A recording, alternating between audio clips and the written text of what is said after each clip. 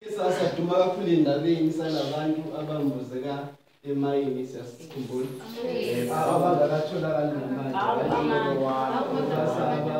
basabhekwa abakatholakali izinto ezinjalo ezifika njengemvubu uthatha ipeni nephepha bese kuba khona into ephumayo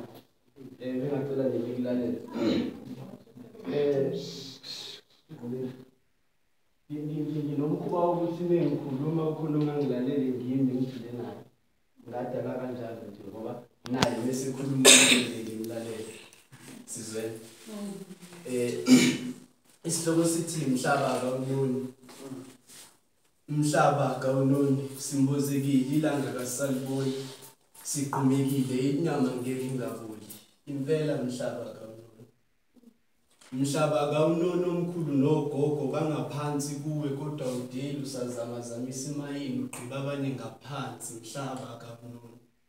thina besikade simbi igolide sesambiwa njengegolide sebefuna imizimba bengasenathemba lempilo zihlobo zami ningabe ngisangikhalela bangani ningabe nisangikhulekela ngiteleleni indlela ngifuna ukuhamba ngokuthula ngisemgodini emayini empumalanga ngigqibekile ngisaboni nalanga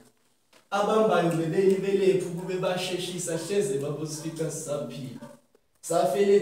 safele kumnyameni sisethembeni lokuthi egcineni njengezonguba phansi nathi bayosimba phansi sibuye sisaphila nasemakhaya basithole sisaphila sisemajukujukwini emathunjini omhlaba nawe mhlaba kawusasiphalaza abangaphandle iqiniso ngathi abalazi kodwa ngingabazi inkosi ngathi yazi ziphathi mandla zemayini njengawo wonke umuntu nami ngiyafisa ungibatshwa ngokuthula emgodini ngilale ngedwa ngithi ngifuna ukulala ngedwa ngipheni isizathu kungani kulomgodi sibathathu ngithi ngifuna ukulala ngedwa ngipheni isizathu kungani kulomgodi sibathathu ziphathi mandla zemayini ngabe yini njengesibhamu sidubula amazwi ethu ayephuma sanhlamvu sikhuluma phansi komgodi sibubula ngamazwi amakhulu siqubula sinethemba lokuthi abambayo bazosizwa kwanhlanga zimuka nomoya kwafika ukufa uPreach uSolomon uYuvol lapho nikhona nilale ngokuthula sizimbongi la ngaphandla sizuthula kulowo mgodi ningakaphumi isililo sosonkondla imbongi zibhala zikhala zithi umhlaba unakela unuka iquqo kwempongo umlomo ishoba lokuziphungela lonke ngangifakazela umlomo wami khuluma lizwi iphuma magama ngiyakuthuma phuthuma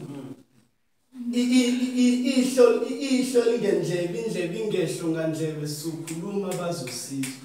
lenkondlo ngibangela usizi ngoba kusakhala kweminye imizi amazwi enduduzo kuleyo mizi ukukhala kusasiza uThixo akazithwale lezo nsizwa isithi isikhatha isekhe indlela nakuleyo mizi emsama wakhanya amakhandlela kodwa Nkosi sebengaze bafe ngale ndlela ngabe kungcono kube bagula ongenani bashonele ezibhedlela uma nje umhlaba ubungabagonyuluka kulomgodi bayonyuka njengenyongo ngomlomo baphume emakhaya bafika isililo sithule bangcwatshwe ngokuthula yabo